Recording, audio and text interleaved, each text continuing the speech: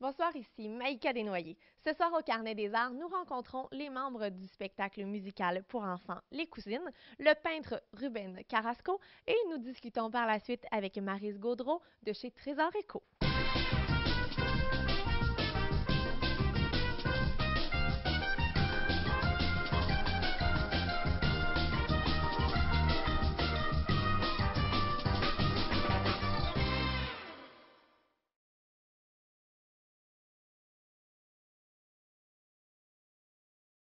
Ce soir, le Carnet des Arts se trouve à la bibliothèque du Cégep de Saint-Jean-sur-Richelieu afin de voir le vernissage de M. Ruben Carrasco.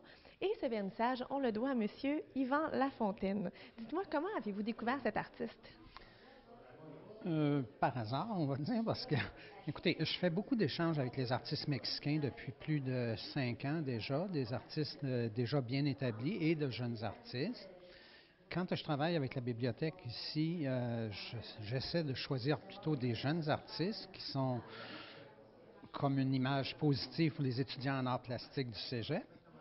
Et quand ce sont des artistes plus établis, disons, je travaille davantage avec le musée du Haut-Richelieu ou avec l'Aspect au Théâtre des Deux-Rives. D'ailleurs, en septembre, on avait une artiste mexicaine qui exposait là, aux deux endroits d'ailleurs. Ruben, c'est un jeune artiste qui siège actuellement sur le conseil de l'espace Mexico à Montréal, le consulat du Mexique, un espace galerie qui est un espace culturel, pas seulement pour les arts visuels, mais pour la littérature, la musique, tout ce qui est, tout ce qui est activité culturelle mexicaine ou qui permet le rayonnement de la culture mexicaine ici.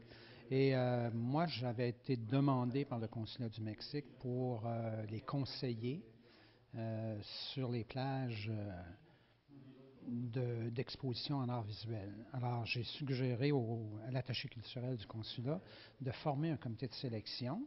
Alors, on a formé un comité de sélection qui est composé de Mexicains et de Québécois. Et Ruben était un des membres du comité de sélection, un des membres mexicains du comité de sélection.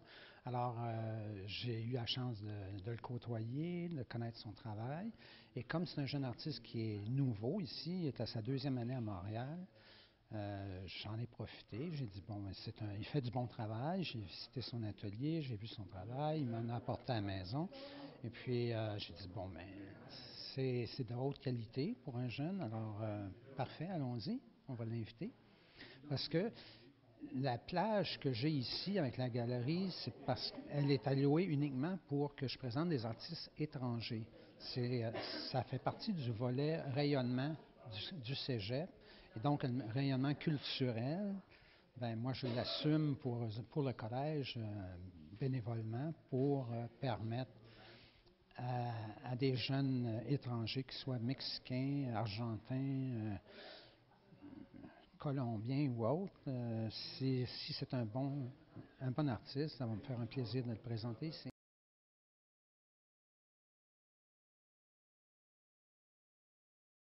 Je suis présentement avec M. Carrasco, qui est d'origine mexicaine, mais qui est à Montréal depuis quelques années, puisque vous avez étudié à Dawson et à McGill.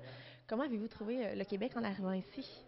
Mais ça se passait, ça fait quelques années, à peu près 10 ans. Et j'étais en train de chercher un endroit où est-ce que me déplacer pour continuer ma carrière. Et voilà, je me suis rendu qu'il y avait des courses d'art ici à Montréal. J'habitais en Suisse dans ce moment-là.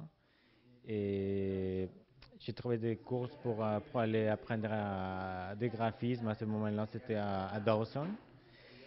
Et après, j'ai trouvé aussi à McGill, j'adorais l'université. J'ai dit, OK, bon, je vais prendre quelques cours. Et j'ai passé une super année ici. Et j'ai trouvé la ville de Montréal une ville très spéciale. Et je le définirais comme une ville euh, avec beaucoup de diversité dans tous les sens. Et puis pourquoi avoir choisi le Québec? Il y avait probablement plusieurs options aussi, là. Premièrement, pour la diversité que j'ai trouvée précisément seulement à Montréal.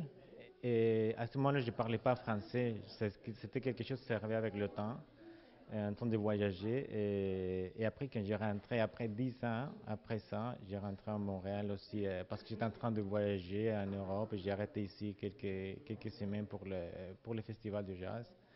Et là, déjà, j'ai commencé déjà à parler français. Alors que j'ai rentré dans la culture québécoise, c'était quelque chose que c'était, dans le premier moment, comme c'était pas comme partie de toujours, parce que je parlais seulement en anglais.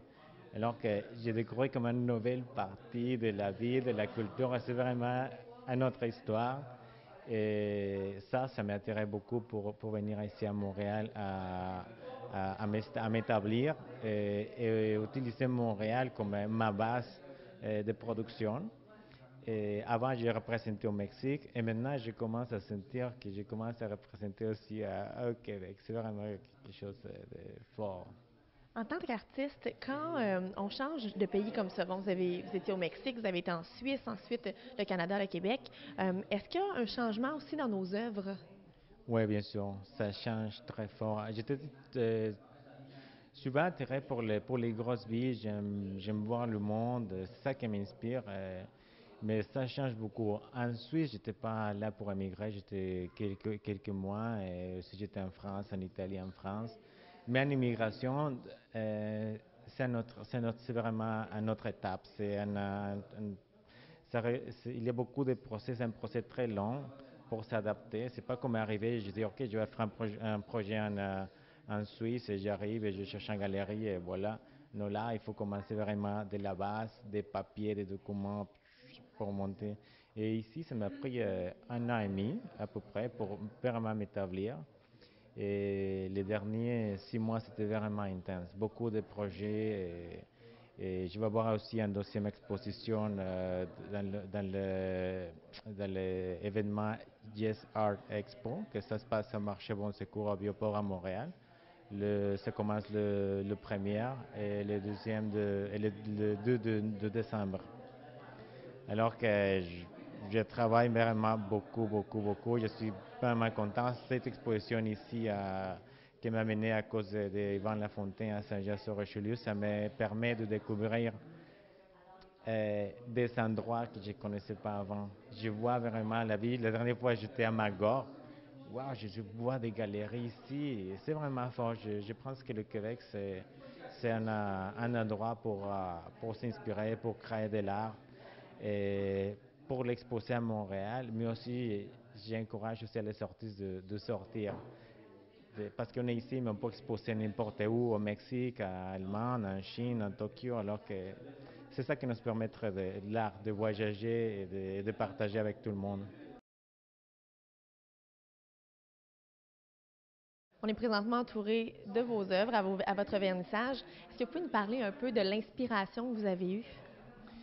Et, oui, je prends l'inspiration plutôt de les villes, de les grosses villes. Pas seulement pour la taille, sinon parce qu'il ramène beaucoup de monde. Et c'est les personnes qui ont laisse des traces dans les grosses villes. Et ces traces, ce sont des choses qui m'inspirent. C'est un peu comme trouver des fossiles contemporains qui disent quelque chose d'un individu ou d'une société en général. Donc, c'est vraiment de l'abstrait ici. Est-ce que vous avez une difficulté? Est-ce que c'est différent par rapport aux petites toiles des grosses toiles? Parce qu'il y en a des petites à l'entrée et on voit les grosses et on voit vraiment une différence entre les deux, là. Ça, c'est une très bonne question. Félicitations. Parce que ça, c'est quelque chose que ça rentre plutôt dans l'atelier, dans la création quand on commence. Parfois, on peut sortir, on dirait faire des sketchs. Ça, ce on a vu quand on est rentré à l'exposition, qui sont des tailles à peu près comme ça. Et ce sont plutôt des sketchs. C'est ça qui t'amène à faire un gros toile. Parfois, on peut commencer à faire un sketch pour... C'est sketch en français, il y a un autre mot, mais je l'ai oublié, je dis en anglais sketch. Mais voilà, parfois, je peux faire une toile énorme dans une journée. Et parfois, une toile comme ça, que c'est un format moyen, petit, ça prendrait 6 mois, 5 mois, parce que c'est une question intellectuelle aussi, c'est vraiment c'est comme un dialogue avec la forme. C'est quelque chose que ça ne va pas, tu veux le changer, mais ça prend du temps. Et tu veux le changer parce que tu aimes quelque chose dans cette toile. C'est comme une relation personnelle. Parfois, tu trouves quelqu'un que ça va parfaitement, c'est une amitié, tu sais, ça passe bien, mais tu trouves, hein, tu vas parler avec cette personne pour changer quelque chose et ça change jamais, jamais, jamais. Tu peux continuer, ou parfois ça change et ça passe à autre chose. Et c'est à peu près, je fais toujours des comparaisons comme ça pour laisser les gens comprendre comment ça se passe un peu dans l'atelier. Et merci beaucoup. Et puis les gens qui sont intéressés à venir voir l'exposition, c'est à la bibliothèque du Cégep de Saint-Jean-sur-Richelieu. Si vous cherchez quoi faire, n'oubliez pas qu'à Saint-Jean-sur-Richelieu, il y a une panoplie d'activités. Chez Action Art Actuelle, David Lafrance expose Tourne en rond le bonheur et on précise que nous aurons l'artiste en entrevue la semaine prochaine. Le 3 décembre, à partir de 10h, aura lieu le marché de Noël du Mont-Saint-Grégoire et ça a lieu au Centre des aînés. Et à 13h, une exposition de terre cuite au musée du Haut-Richelieu et on précise que le tout est gratuit. Le Carnet des arts est toujours à la recherche d'artistes pour ces entrevues. Donc, si vous voulez communiquer avec moi, il est possible de le faire soit via mon Facebook au Maïka Desnoyers, sur mon adresse courriel maïkadesnoyers@tvhr9.com ou encore sur le site web au www.tvhr9.com.